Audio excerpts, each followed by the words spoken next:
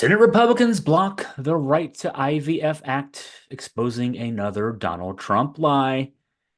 You might remember, you probably do, Donald Trump saying that he's a leader, quote unquote, on IVF, in vitro fertilization. He's apparently not the kind of leader that can get his MAGA followers in the U.S. Senate to fall in line to protect the access of American families to IVF services. That's obvious.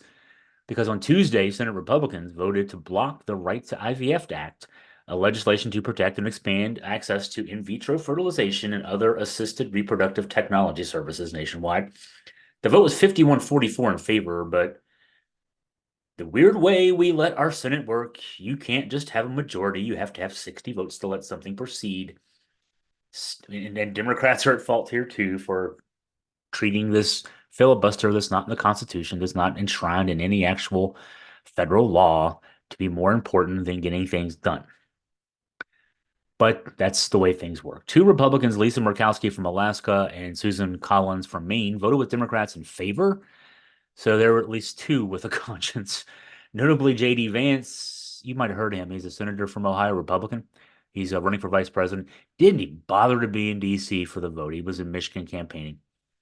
So it's really important to Donald Trump to be a leader on IVF when he can't even get his uh, personal VP pick to go back and say, hey, let's make sure we get this through. Um, and the weird thing here is it's not like Trump hasn't gotten other legislative priorities through, even though he's out of office. He worked the phones earlier this year to get Senate Republicans to block a bipartisan border security bill you might have heard about. And he has House Republicans on the verge of shutting down the federal government to get a voter suppression bill on the floor of the House for a vote. So he can get Republicans to do things. He just didn't want to get anybody to do things on this Right to IVF Act. The flimsy reason we got from Republicans for blocking the bill from passing here, this is Senator Bill Cassidy, a Republican from Louisiana. There's no state that is endangering IVF. This is the way they create the illusion there is. Okay. Uh, that's not true. The Alabama Supreme Court ruled earlier this year that frozen embryos are children and that those who destroy them could be held liable for wrongful death. That decision, according to reproductive rights advocates, could have a chilling impact on infertility treatments going forward in the 19 states in our union with fetal personhood laws on the books. This is a very real issue.